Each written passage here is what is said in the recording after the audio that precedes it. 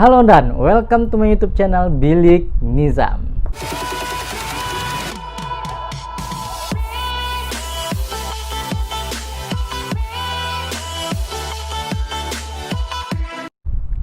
Ya, jumpa lagi di video kali ini. Kita bakalan membahas 7 kesalahan umum yang dilakukan oleh YouTuber pemula yang berakibat fatal.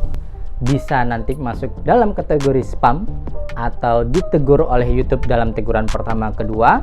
Kemudian resiko paling fatal terakhir adalah channel kita dihapus secara permanen.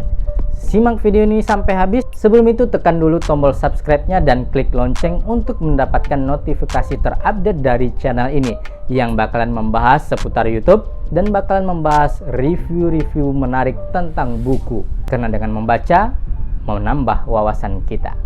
Oke, kali ini bakalan membahas 7 kesalahan umum. Kesalahan pertama yang sering dilakukan oleh YouTuber pemula adalah tidak tahu tujuan channelnya dibuat untuk apa. Nah, ini kesalahan yang sering dibuat. Kita tidak tahu tujuannya untuk apa dan kenapa harus memainkan YouTube. Sering kali kita ini latah sosial, ikut-ikutan ya. Teman-teman banyak yang upload video di YouTube, kita ngikut juga sementara kita tidak tahu tujuannya untuk apa. So, tentukan dulu tujuannya apa dan targetnya siapa. Baru kita bisa membuat channel tersebut berkembang dan tumbuh. Jenis kontennya apa, temanya apa, targetnya siapa bisa kita tentukan kalau tujuan dari channel yang kita buat sudah diketahui. Kesalahan yang kedua, kita seringkali berpikir untuk mengupload video dan sayangnya dengan cara asal-asalan. Yang penting upload video. Sebenarnya konsep ini cukup bagus kalau kita rajin mengupload video. Setiap hari ada video-video baru yang kita upload. Tapi kalau videonya diupload dengan asal-asalan, itu juga tidak baik untuk perkembangan channel kita. Salah satu yang harus kita perhatikan adalah durasinya jangan terlalu pendek atau durasinya jangan terlalu panjang dan lama. Kalau durasinya terlalu pendek, ngapain kita nguploadnya di YouTube? Lebih baik kita upload di Instagram, di TikTok, ataupun di platform media sosial lainnya. Kemudian jangan juga terlalu panjang kalau kita masih baru memulai. Ya, ini ingat catatannya masih baru memulai. Karena kita belum dikenal oleh orang dan orang belum tahu siapa kita, so buat video yang cukup aman durasinya. 8 menit, 10 menit, atau maksimal 15 menit untuk membuat video di YouTube. So, coba teman-teman perhatikan sekarang durasi videonya terlalu pendek atau terlalu lama.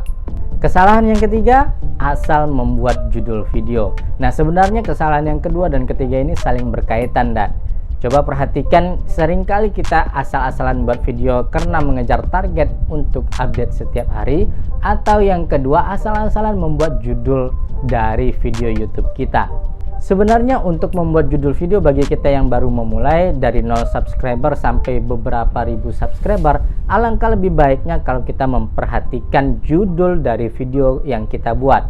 Mungkin kita juga familiar dengan yang namanya SEO, Search Engine Optimization, salah satu teknik untuk membuat judul video kita dan bisa muncul di beranda YouTube ataupun di kolom pencarian YouTube. Jangan bandingkan kita yang masih pemula atau yang masih berjuang dan bukan siapa-siapa, bukan selebgram, bukan artis, bukan seorang konten kreator yang sudah terkenal. Jadi alangkah lebih baiknya kalau kita memperhatikan judul video yang kita buat. Jangan seperti channel yang memang mereka sudah besar dan terkenal. Salah satunya yang paling sering saya perhatikan adalah channelnya Fadil Jaidi.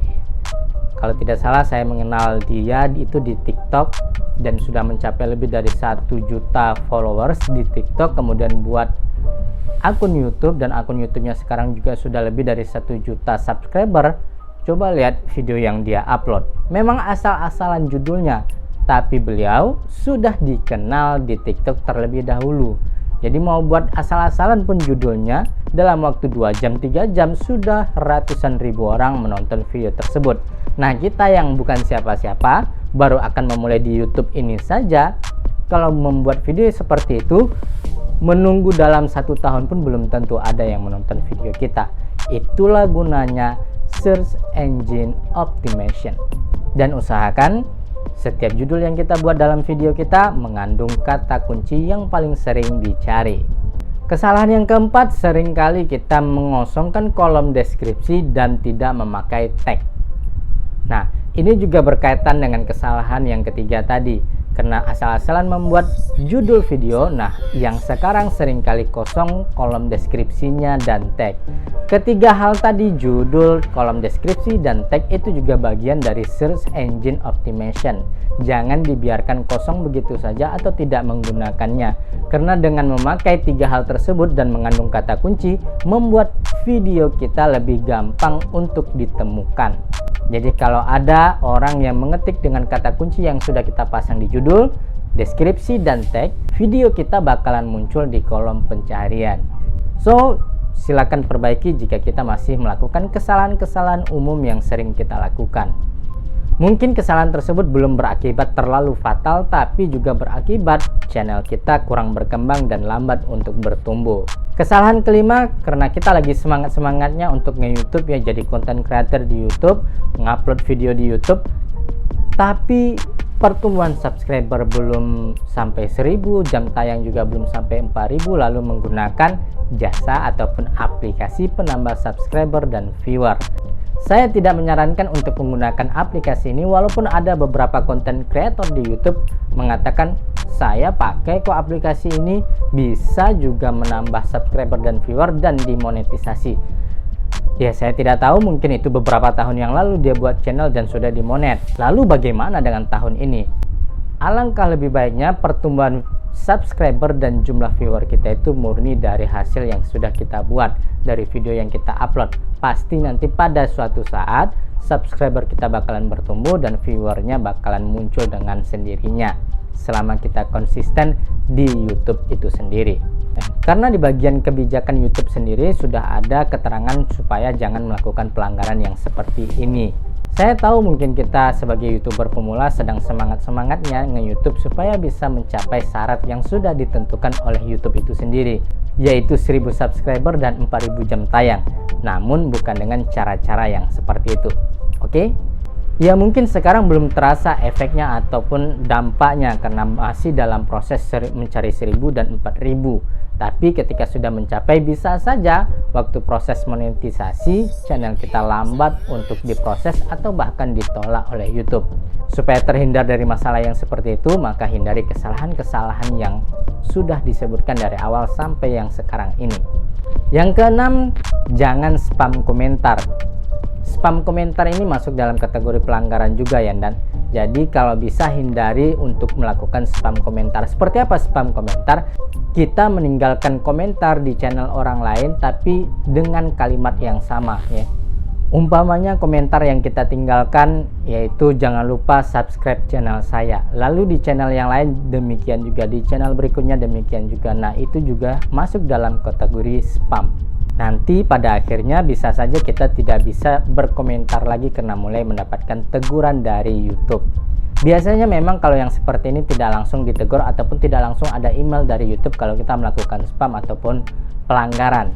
Tahu-tahu aja channel kita sudah dihapus secara permanen. Ini akibat yang paling fatal. Kesalahan yang ketujuh dan terakhir adalah re-upload dan menggunakan musik orang lain. Re-upload ini bukan hal yang tabu lagi untuk kita para konten kreator di YouTube. Banyak juga YouTube yang mere-upload video orang lain. Nah, kalau orangnya tahu dan menonton videonya, bisa saja video tersebut dihapus. Dan kalau kita terlalu sering, efeknya pasti sudah tahu. Channel kita dihapus secara permanen. Yang lebih parahnya lagi, kita sudah buat kontennya sendiri, sudah ada orangnya, konsep kita sendiri, tapi menggunakan musik orang lain. Nah, ini juga bakalan jadi PR buat kita ketika sudah dimonetisasi, karena bakalan kena copyright.